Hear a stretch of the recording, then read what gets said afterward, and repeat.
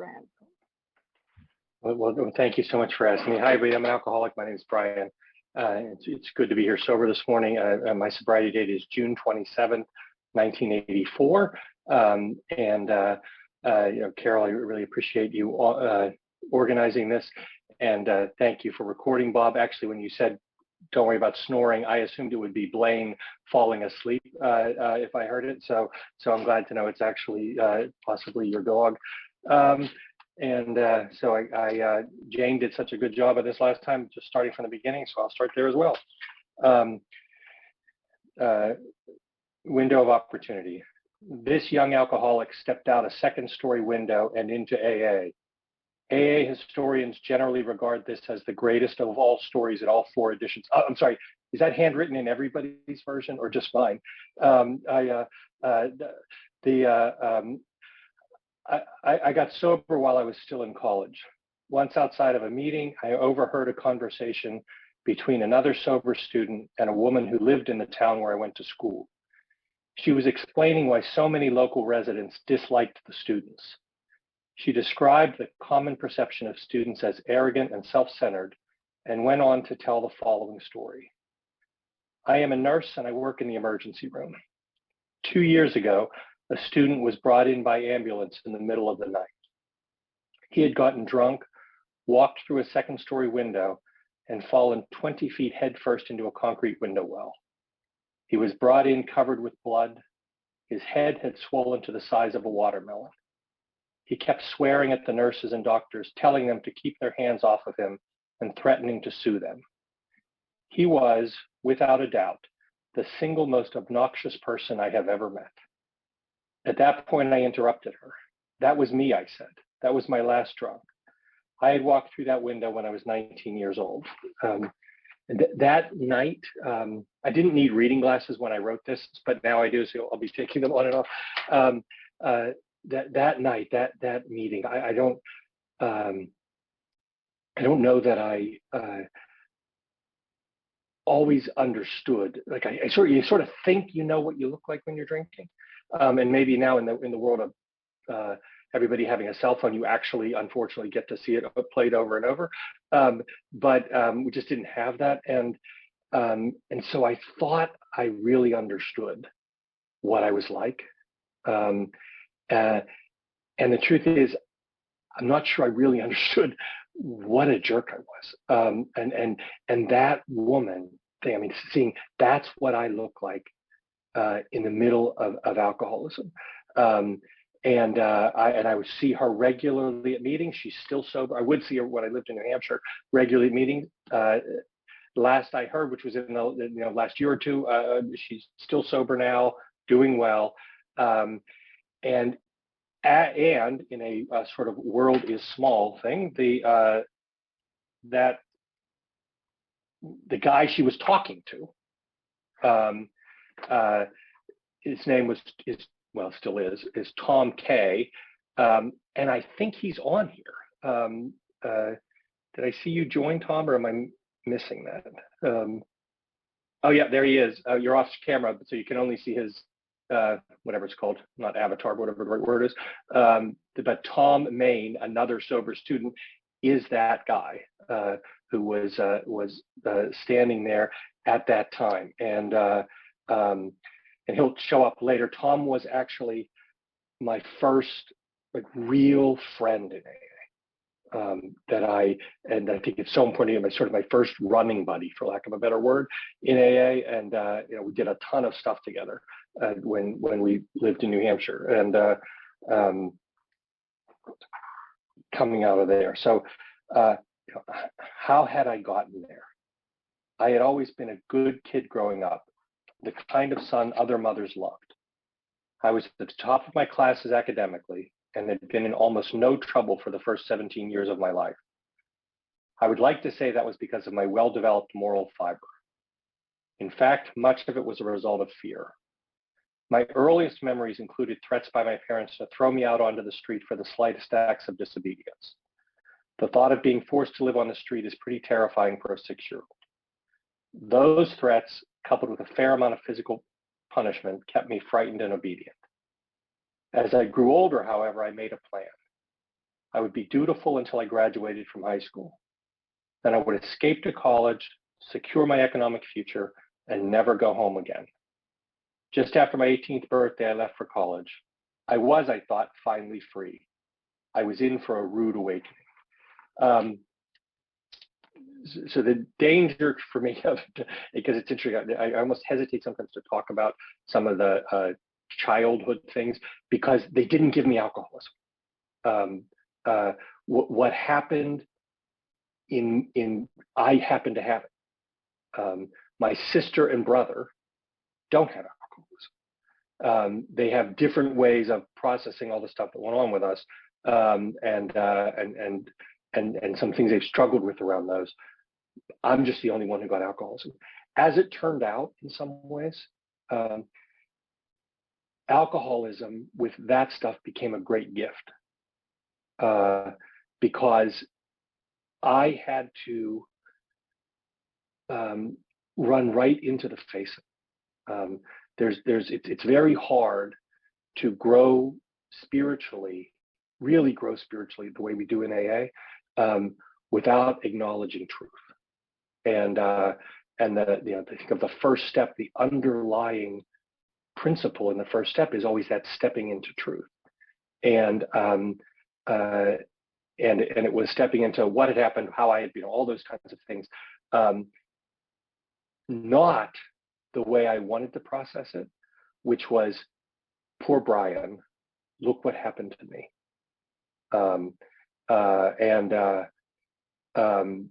Now, I mean, was some of that stuff traumatic? It absolutely was. There was a ton of violence in my house.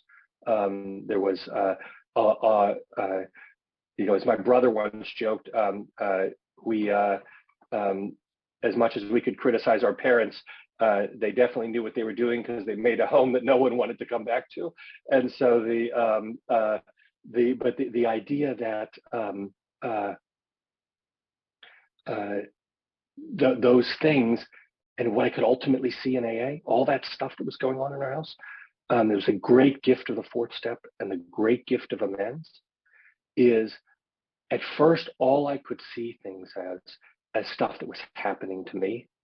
And in fact, ultimately what AA showed me was I happened to be in a place with people who were suffering.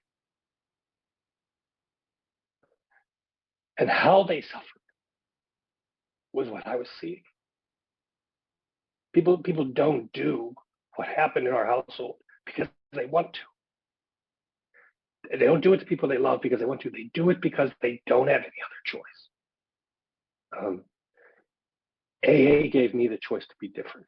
Gave me that chance, that opportunity, the freedom, and that stuff. So my sort of poor military analogy that I often use is, it often felt like stuff was like sniper fire, like it was coming at me. And the truth is, it was shrapnel. People who were suffering were blowing up, and we just happened to be there. So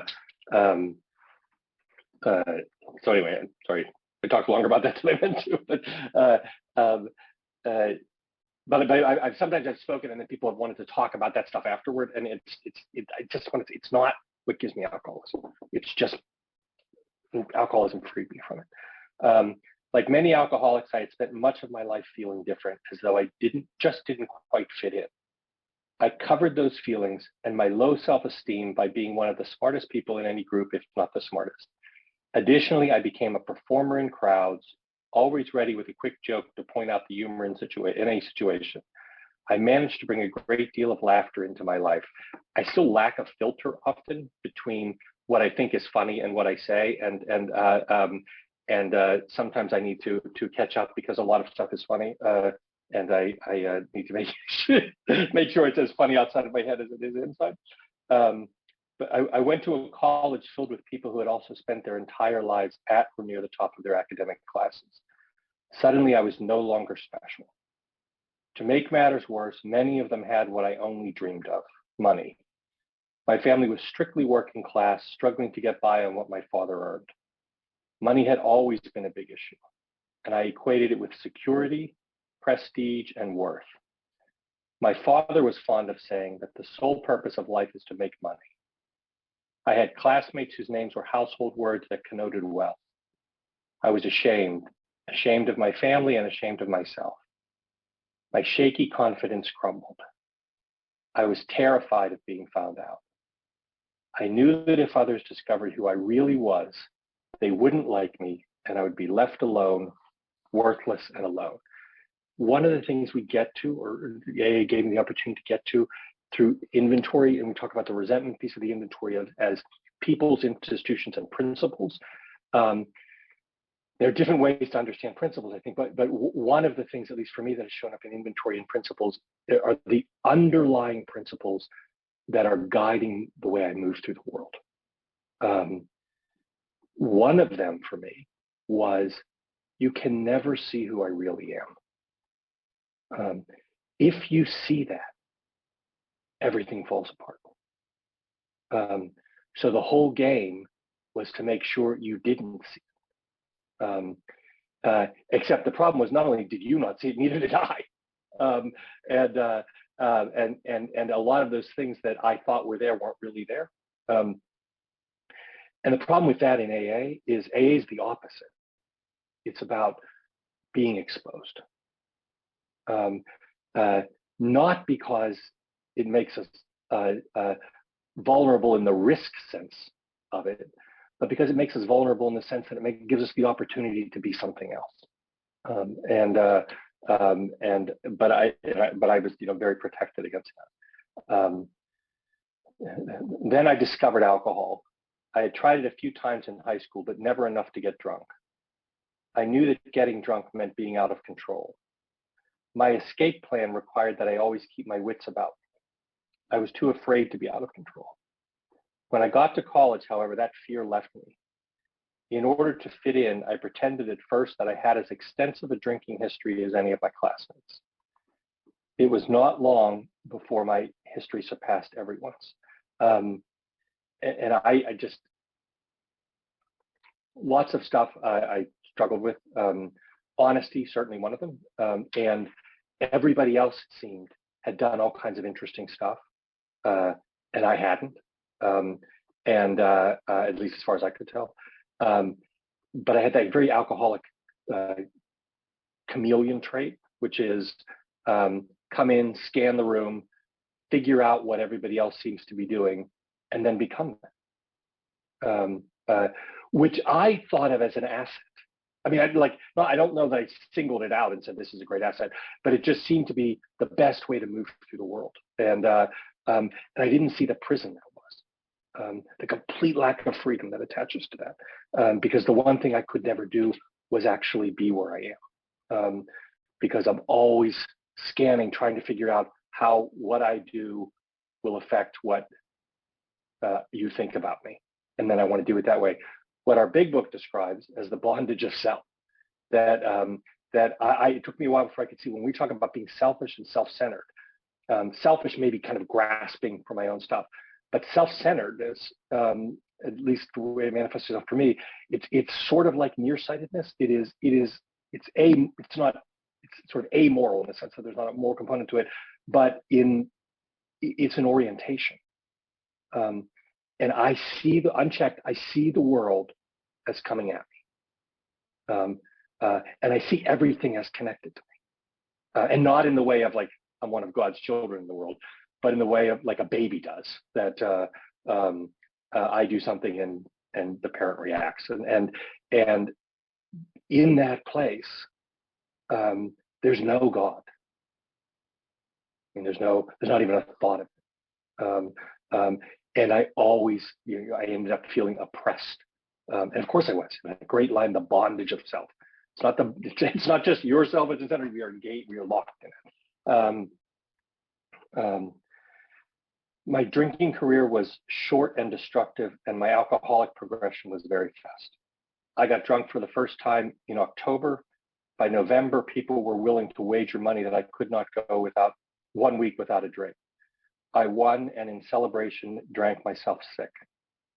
By January, I was a daily drunk, and by April, a daily drug user as well. I didn't last too long. As I look back on that period, I realize how true it is that one of the primary differences between alcoholics and non-alcoholics is that non-alcoholics change their behavior to meet their goals, and alcoholics change their goals to meet their behavior. Everything that had been important to me, all of my dreams, goals, and aspirations were swept away in a wave of booze. I realized quickly that I could not drink and function at any high level. That did not matter. I was willing to give up anything so that I could keep drinking.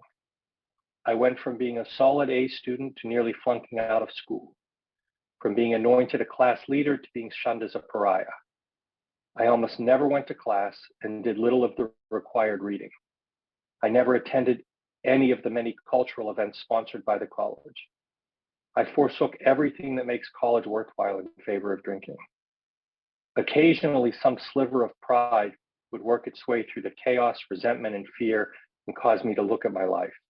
But the shame was too great, and I would drive it back down with bottles of vodka and cases of beer.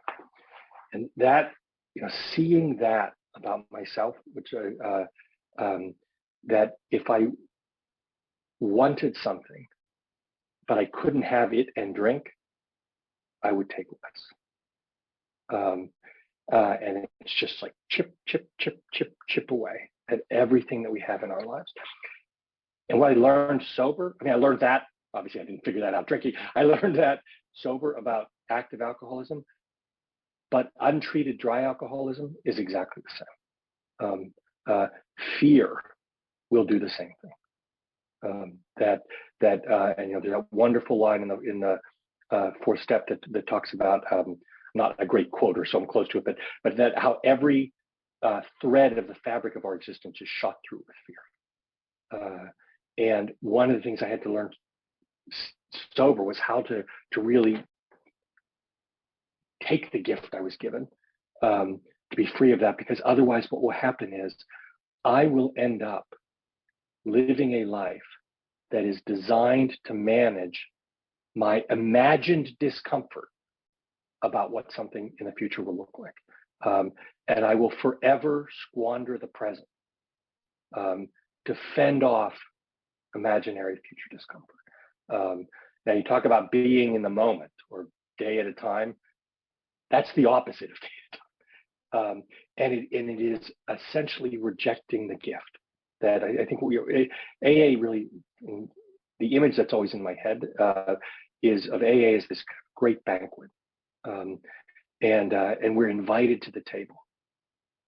And too many of us stand in the doorway in the drizzling rain, holding our now wet, cold, half-eaten Burger King takeout or something, and people are saying, "Look, no, come to the table. It's all here." And we're like, I can't imagine walking across the room. I can't imagine. I'll just try to stay here. I don't quite need that. And then we talk to ourselves, and that's what I was doing, talking myself into essentially less of a gift than the one I was being given, or the one I was being offered. And fear will do that. And then talk about the bondage of self. That's when I'm sitting and having a conversation with myself about how my life doesn't have to be as good as it could be. That's bound in self. Because my college was fairly small, it did not take long for me to come to the attention of the college deans. It was under their watchful eyes that I first agreed to enter counseling. While the administration saw this as an opportunity to help a troubled student, I saw it as a bargain. I would go to counseling to make them happy, and they would owe me one. Not surprisingly, the counseling had no effect. My daily drinking continued unabated. The level of illness that is attached to someone is offering to help me. I mean, my life is a mess. The reason I ended up in this meeting that's described here, where with a dean was offering to help me, is because a friend of mine had gone to that dean and said, "I'm afraid Brian's going to drink himself to death." I was 19, and in my head, success was just around the corner. If everything could just change just a little. In other words, I didn't actually have to do anything. I would be given things that maybe I'd be plucked off the bar stool, or somebody would show up and say, "Oh my gosh, we want your undiscovered talents that nobody has ever seen." Or you know, I have bad news for you. I know you think you're part of this family. You're actually the child of a billionaire, and you were switched at birth. But now you're here. That was my life plan. And, and scrambling to live in that. So about a year later, I realized that I was in trouble. I had failed a class during the winter term. I had rarely attended and had not turned in the term paper on which 50% of our grade was based. By the way, I convinced myself that the reason I had failed that class was because the professor didn't like me. Not like me, she didn't even know who I was. She probably couldn't figure out why my name was on the grade sheet at the end. The spring term was looking equally bleak. I was enrolled in a class that I attended only once. I had not written any of the required papers or bothered to show up for the midterm examination. I was bound for failure and expulsion. My life had become unmanageable, and I knew it. I went back to the dean who had guided me into counseling, and for the first time admitted to myself and to someone else that I had a problem with alcohol. I didn't think I was an alcoholic. I wasn't even sure what that was, but I knew my life was out of control. The dean allowed me to withdraw from that class the day before the final exam on one condition. I had to enter a treatment center. I agreed. A few days went by. With the pressure lifted, my life did not look so unmanageable. In fact, it looked as if I was back in the saddle. So I thanked the dean for his help, but told him I would be okay on my own. I did not go to a rehab. 2 weeks later, I walked through a second-story window. That meeting with that dean, I had this moment where it was a gift, really, where I suddenly thought what had been obvious to everybody else. I really thought there is some relationship between my drinking and all this stuff that's going on. It's not just a string of bad luck. It's not just poor Brian. If he'd been born into one of these rich families, then it would be different, but he wasn't. He was born into his. I could see there was some relationship there. And I'll never forget this. I went to see that guy on a Friday morning. This is the guy who'd been trying to help me. And I told him, there's like something wrong with my drinking. There's something wrong, there's something there. And the words he was waiting to hear, and I was actually trying to be honest. And he got me out of the trouble, and the deal was I had to go to rehab, and that was on a Friday. And I didn't know what a rehab was really, but I was all about it on Friday. And I was all about it on Saturday. And on Sunday, it was slightly fuzzy about why I would go to rehab. And by Monday, rehabs were for people who were in trouble. I wasn't in trouble. I wasn't getting expelled anymore. I'd been taken out of trouble on Friday.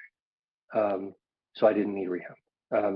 And looking back on that experience, the way that alcoholic ego rebuilds so quickly, and my ability to deny almost every single fact that's in my life to get to a particular result, it is a symptom of alcoholism, not just drinking. And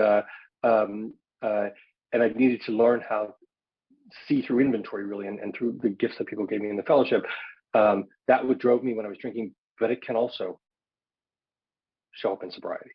And if I'm not in that space of being transformed or through the spiritual awakening, I'll live the same way, or just without drinking.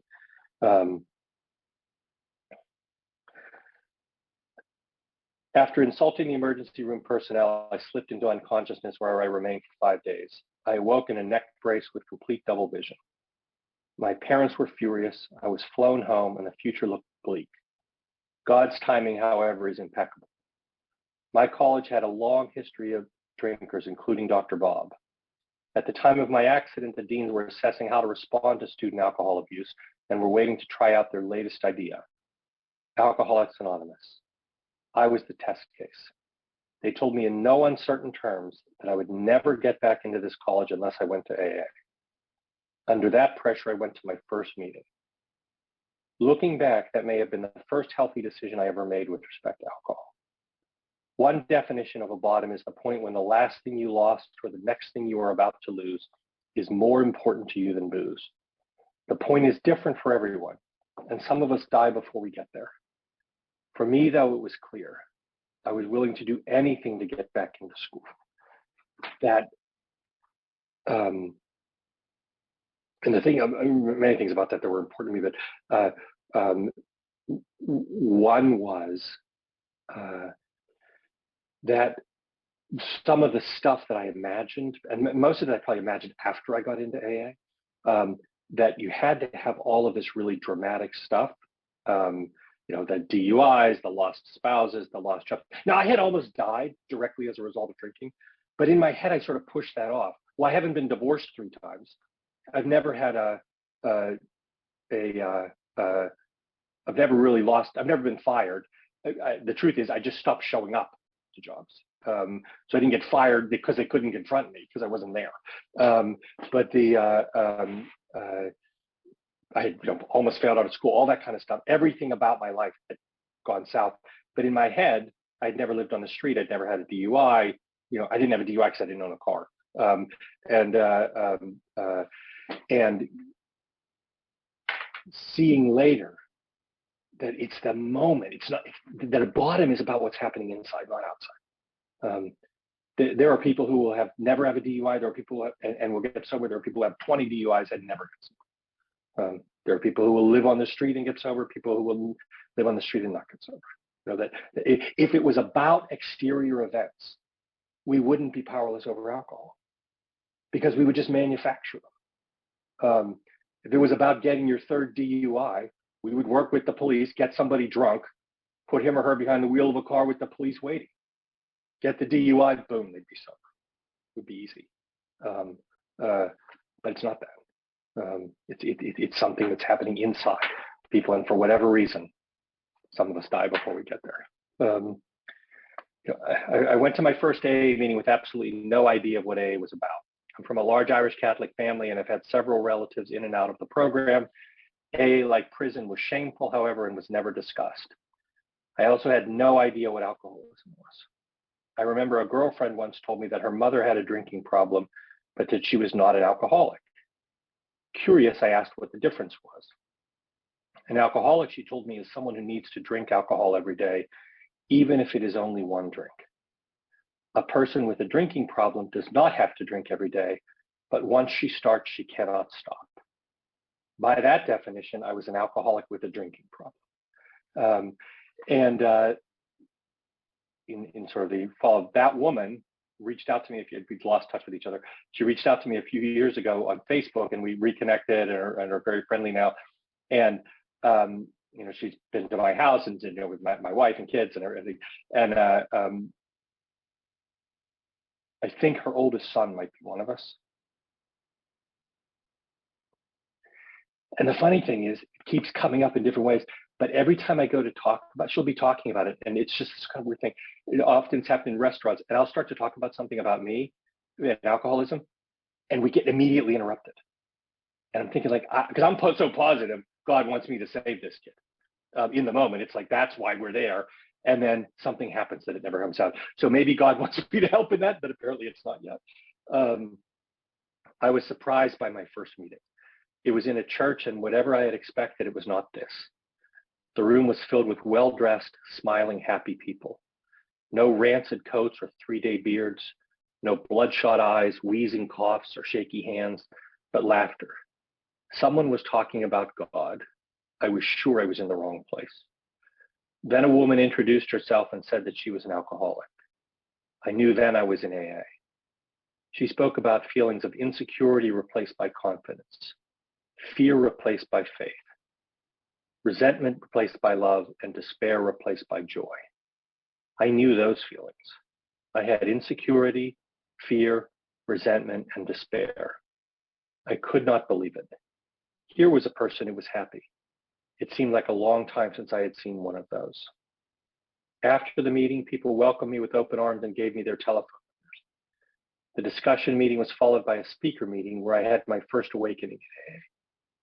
The speaker said, if you're an apple, you can be the best apple you can be, but you can never be an orange.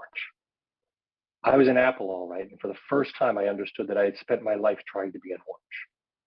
I looked around at a room filled with apples, and if I was understanding the speaker, most of them were no longer trying to be oranges. And it's funny, that seems so like simple as a concept, what that guy said.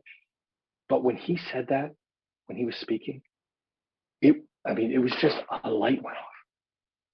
The only way I said it was like, oh my God, I'm an apple. I mean, that's what it felt like that. And I got it. Because no one in the world I came from talked about that. We never said, boy, I don't feel like I know what's going on. Boy, I feel a step behind. Boy, I feel like everybody else got the playbook and I didn't. Boy, I feel I have to be something else. Now, if you ask me that sort of, what do you want to do? Something else. Where do you want to be? Someplace else. Who do you want to be? Anybody else. That was how I was walking through the world. And I thought I was totally alone in that.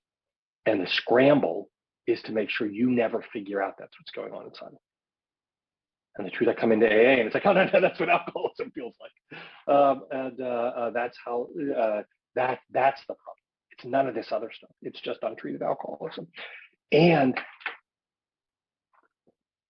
the hope that first woman talked about, whose name was Helen, by the way, and she, and she was talking about that, having been in one place, being another. And what I remember, funny things about Helen is she was very helpful to me, very kind. She had gotten sober in November of 1964, and I remember that. So this is 1984, and this is going on. And I remember that because I was born in September of 1964. And she said, my sobriety date is whatever it was, November 3rd of 1964. And I had never heard the phrase sobriety date before. It was a joke. The guys I drank with, we didn't use sobriety date, sort of, what's your sobriety date tomorrow? But I knew when she said that, she meant she had not had a drink almost my entire life, which honestly seemed neither possible nor particularly attractive the first time I heard it, because I wasn't looking for that. I didn't even know you weren't supposed to drink it. That's how little I knew about it. Fast forward 5 years later, sober, I'd moved away, finished school, done a couple of things. We had moved around a little bit for education.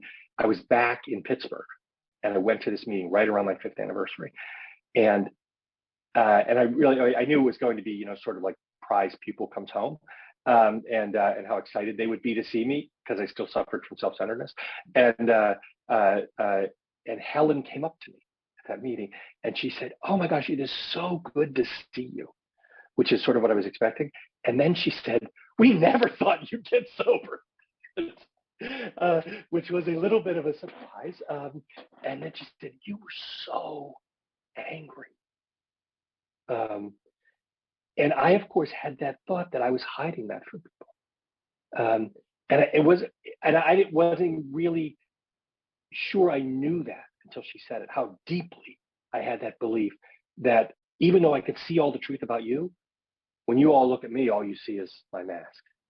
And I could do that for us, sort of like click on the mask. Here's my AA meeting mask, click. Here's my running around with my friends mask, click.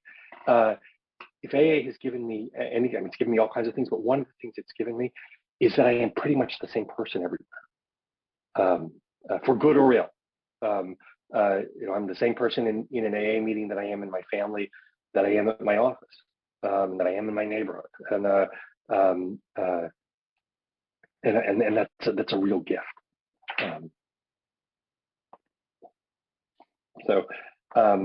And so you would think, so the next sentence should be, and therefore I leaped into AA, but then you wouldn't have alcoholism.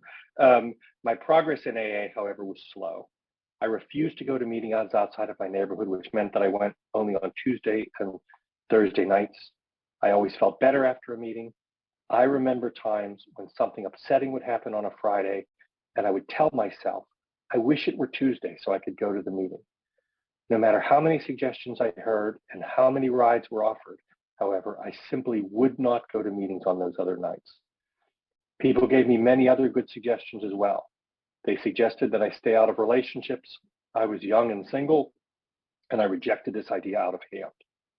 For the first year, I bounced from one sick relationship to another. They suggested that I get a sponsor. I had no idea what a sponsor was and was too proud to ask, but I was sure I didn't need one. After all, I was smarter than the rest of these people. Part of my alcoholic burden, again, I come in the room, I think I can figure out everything that's going on, exactly what I need to do, which is slightly less than what the rest of you need to do. And then I'm going to do that. It's like I'm shooting for the absolute minimum. And the problem with being self-centered is that stuff looks like insight because it makes so much sense in our head. It's actually just illness. And I'm talking to myself, convinced that these things are true, that are delusional. I mean, no one was looking at me saying, oh, boy, Brian, you are so lucky that you don't have to do what the rest of us have to do. They were looking at me thinking, this guy has no shot. I couldn't see that. They might need someone to tell them how to run their lives, but double vision, neck brace and all, I was doing just fine on my own. People suggested that I find a higher power. I was not fooled. I knew when they said higher power, they meant God. And I knew that God waited for me to step out of line just once so that he could take his revenge. I wanted no part of God. You know, the fundamental second step problem. I have a misunderstanding of God. And an unchallenged one in some ways, unchallenged since I don't look at it. I just accepted it as true and then decided I don't want that. And people in AA did such a good job of helping me walk through that. You know, the incredible gift we give each other. With this resistance, I plodded along for a few months. Whenever people asked me how I was doing, I would say, fine, just fine, no matter how hard I was crying inside. Then I reached the crossroads. I was sober about 6 months and I was not getting any better. I contemplated suicide almost every day. My emotions swung between paralyzing despair and murderous rage, often in the space of a single moment. I was not happy, joyous, or free. I was miserable and I was sick of it. That I was in the place for what happens to alcoholics who manage to put down the drink, but otherwise don't treat their alcoholism, who tell themselves, just don't drink. Why do I tell myself just don't drink? Because I don't want to do any of the other stuff. That's why I say just don't.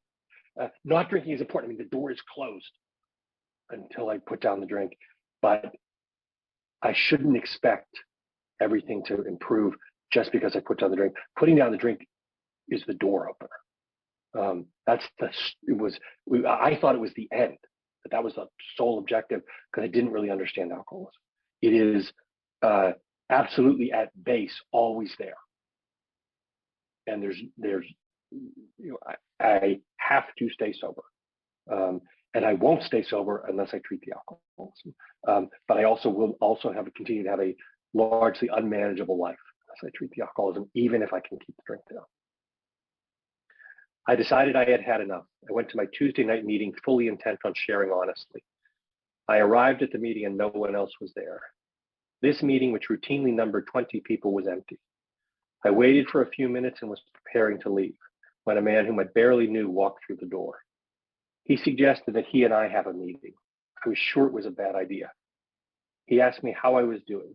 That was all I needed. The pain, fear, misery, anger, loss, resentment, and despair came pouring out. For the next 45 minutes, I talked to this man who continued to nod his head and smile and say, yeah, I remember feeling that way. For the first time, I made completely honest contact with another human being. I showed someone who I really was without fear of rejection. I took an action that was designed to make me feel rather than just look better. I was met with acceptance and love. When I had finished talking, he told me something simple. You don't have to drink over it. What an idea. I had thought that situations made me drink. If I was angry, I drank. If I was happy, I drank. Bored or excited, elated or depressed, I drank. Here was a man telling me that independent of my life situation, I did not have to drink. If I stuck with AA, I could stay sober under any and all conditions. He gave me hope, and in many ways, he symbolized the door through which I finally walked into Alcoholics. That guy's name is Tom F. And a couple things about that experience with him, being me at the meeting when no one else showed up. That has actually happened to me multiple times after that, except I've been in the Tom F. role. That it's only me and some other new guy at the meeting.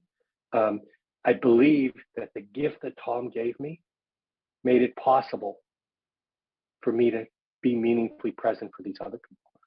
Because perhaps without this, I would have thought, oh yeah, we should all come back in an hour when the meeting starts. And so when the next one starts. But what he did is, he really, with God, participated in creating the space through which I came into Alcoholics Anonymous, a gift that alcoholics uniquely have and uniquely are able to offer to other people. And I don't know that I always had seen that, just even about myself.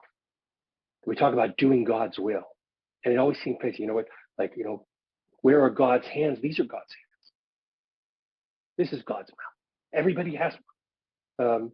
Am I using it? Am I willing to participate with that in the way he did with me? Here's the funny thing about that story. Maybe 16 years later, I was back in Pittsburgh where I got sober at Mass, and who sits down in front of me but this guy, Tom. And I am ready to relive one of AA's great moments of, Ebby goes to Bill, Bill goes to Bob, Bill and Bob go to Bill Dotson, Tom helps me. So I reintroduce myself to him so we can relive this great moment we had together. Not only can he not remember the moment, he can't remember me at all. He has no idea who I am. A powerful reminder and lesson that we should always reach out our hands, because we never know who's at the other end of them. And we never know the impact we're going to have on them. And we might never know it. Because part of the self-centered part of me and the ego part of me wants to reach out, somebody be transformed, and then spend the next 10 years sitting in meetings where they're talking about how great I was helping them, while at the same time I don't want them to open their mouths. That's sort of alcoholic thing of, I want you to say how great I am, I don't want you to mention me. And that there's the ego problem. That's what I need to be freed of, that it is continuing to reach out to people with the idea that God's given me the chance to participate in the world, to participate really in the ongoing creation of the world, and that we can be of help to people who otherwise may have no one who can help them. And that, he opened the door for me in a lot of ways. So I began to change. I began to pray. I became actively involved in working the steps. I had previously dismissed them as the tools of mental inferiors. Now I embrace them as the rungs on the ladder to salvation. I began working with a sponsor and became active in my home group. I did not understand how making coffee or cleaning up after meetings could have anything to do with staying sober. But older members told me that service would keep me sober, so I tried it. It worked. And that absolutely, that's kinds of things. The only thing I miss about smoking meetings is the opportunity it gives people to clean up the ashtrays afterward. But if we could just have the ashtrays without the smoking, it seems it would be perfect. But my life began to change. Just before my first anniversary, I was readmitted to my college. I arrived back on campus terrified. All I had known there was drinking. How was I ever going to stay sober under these conditions? The answer was simple. I threw myself into AA. Some very loving people took me under their wings. I had the opportunity to perform a fair amount of 12-step work with other students, and by the time I graduated, there was a thriving AA community at that school. And Tom, who's on here somewhere, was the other person really involved in those efforts. And he and I would, we went to tons of meetings, and he was one, he with me started that meeting. Sometimes it would be just the two of us, and we would go to our meeting together and then drive off to another meeting afterward. and there were other students who came in and out, and some who stayed, some whom I saw years later, actually ran into in different places. And when I've been back, every time I've been back there, a version of that meeting still runs. And I always meet kids who are, who got into trouble and who were told, this is what you have to do. You have to go to AA.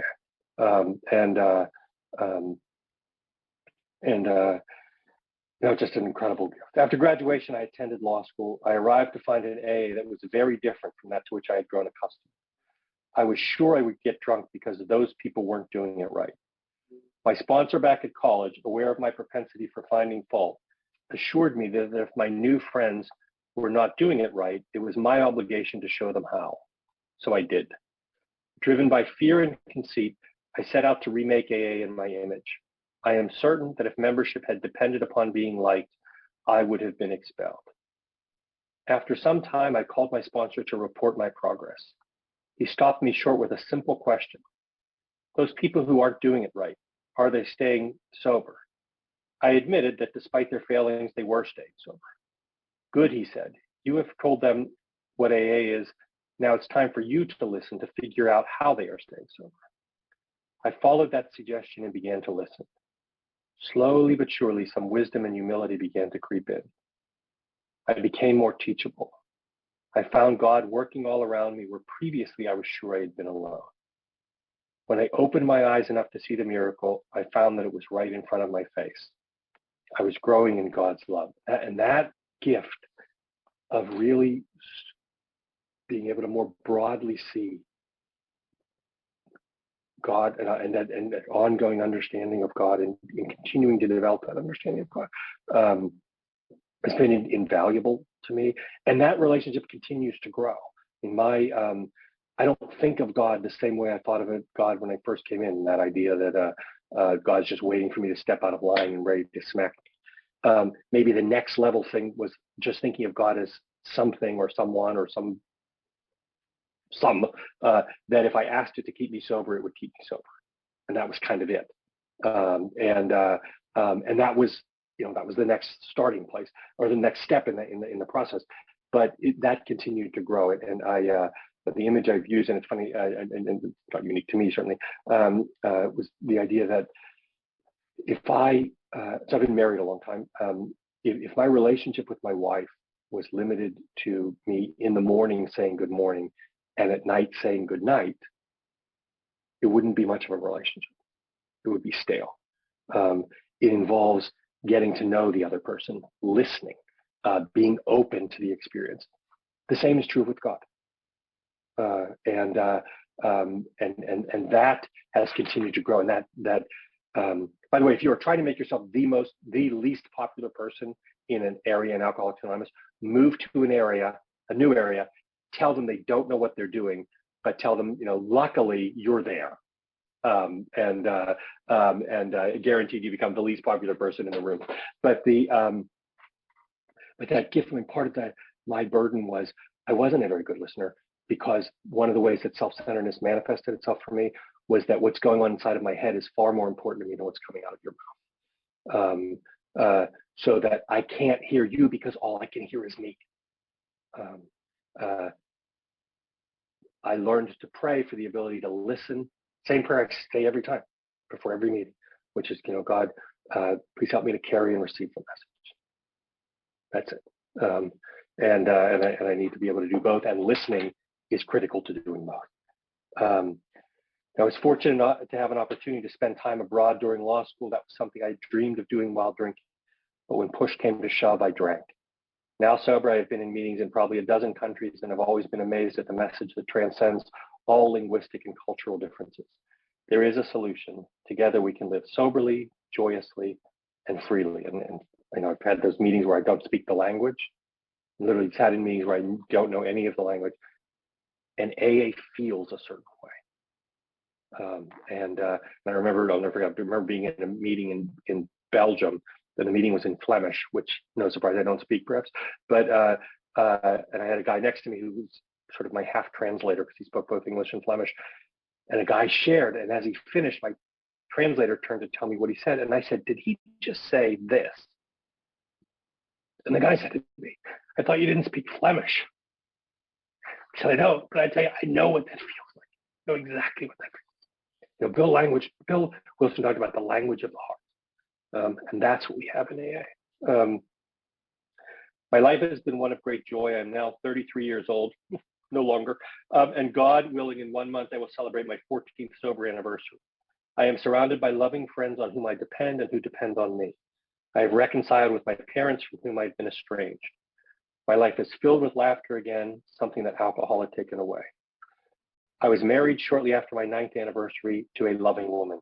We are still married, still happily married. And I will tell you two things, which I'll often share is, and these are the low standards. I have never cheated on my wife. I've never come close. I've never hit my wife. I've never come close.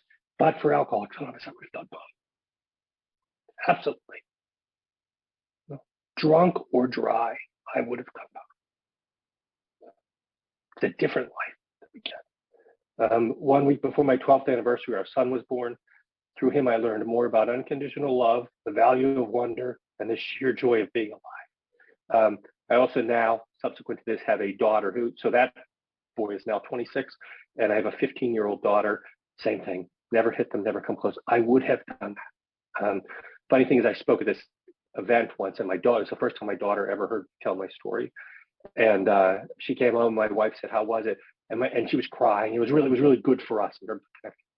But my wife said, how was it? And she said, oh, it was really good. She said, except he said he never hit us. He's not supposed to hit us. He shouldn't get credit for that. But it's the not seeing that, but for this, that's who I would have been. I have a wonderful job that most days I appreciate. I am active in AA service work, and I have both a sponsor and several sponsees with whom it is a privilege to work. And that has been an incredible gift. Working closely with people, really working with people, not just handing them a number and saying, call me if you feel like it, but actually getting into the trenches with people, going through the steps to be transformed, and how to practice these in all our affairs.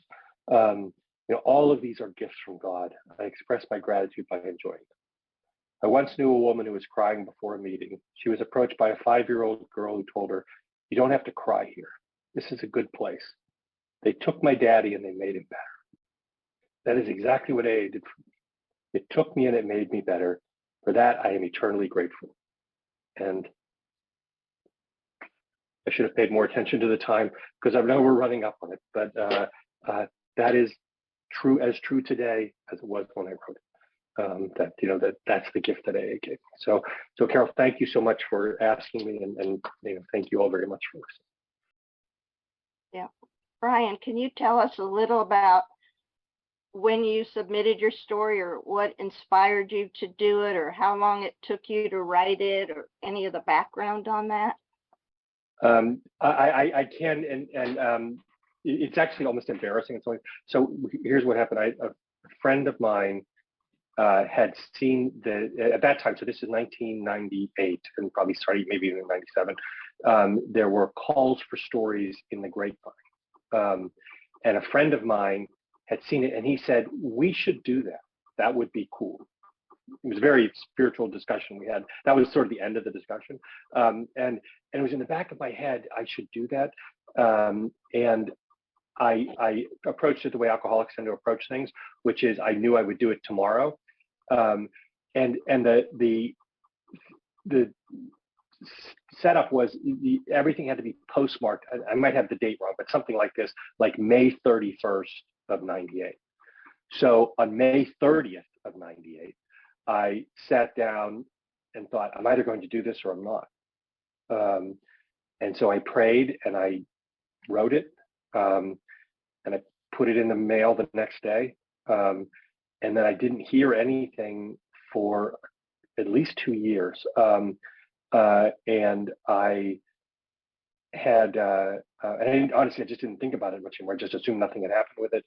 And then I picked up that the stories had been selected. And so then I just really assumed nothing. And then I got a kind of a letter in the mail, and I assumed it was like a college, what we called a ding letter, the thing that says, thank you for interviewing with us, unfortunately. And then I opened the letter and it said, you'd been selected, and that was really that was it. I don't think unless my memory's off, I think the title was supplied by the editors, because I don't think I was thoughtful enough to have come up with a title. I don't think I had one. Thank you, Brian. I can't send you a chat. Do you want to share about your son? Oh, sorry, to me, yes. Oh, sure. So, so at this point, he's, what was a year old when I wrote this story.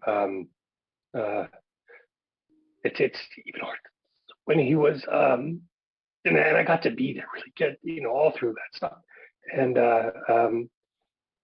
in his teen years, late teen years, he started to display signs of alcoholism.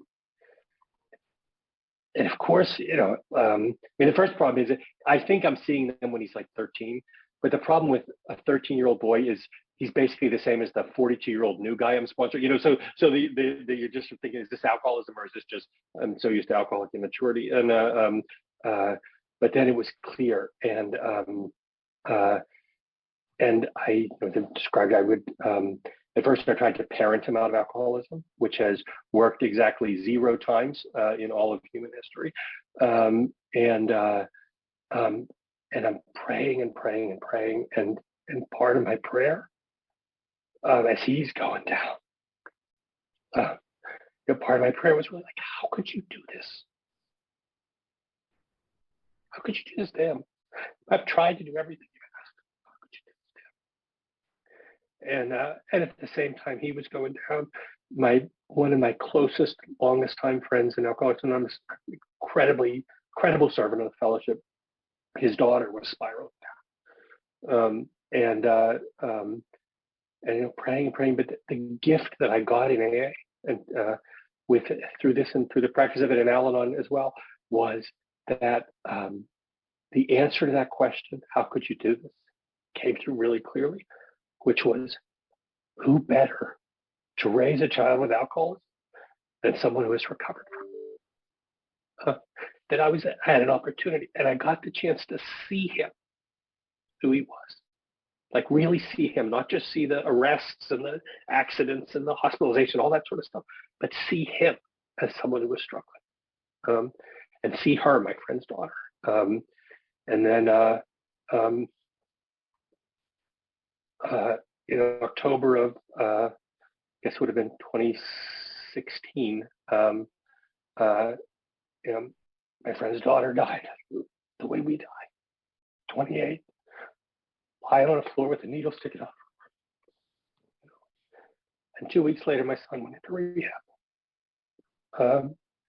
And he celebrated 6 years in the fall. And that has been this incredible journey with us.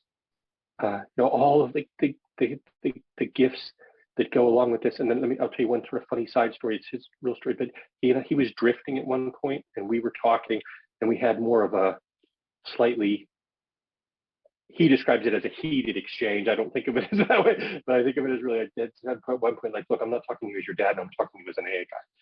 And what you're doing is not going to work. And so he decides he's going to go to a meeting. It's a meeting he's never been to. He goes and he sits down, and he's of course still fuming at me, understandably. And the chairperson starts and says, okay, now this is a big book meeting. We're going to read one of the stories. And my son said, there are a lot of F words in his version of the story. I'll just skip those. His version is no. And then the chairperson says, this story has been more meaningful to me than any other story in the big book. It's so helpful. It's called Window of Opportunity. My son was like, but those hey, it's just the funny stuff, and we have this really great relationship now, a really mature, open relationship, and that generations of my family have suffered and died from alcoholism and lived limited lives, and now these 2 generations get a completely different one because of what AA offers.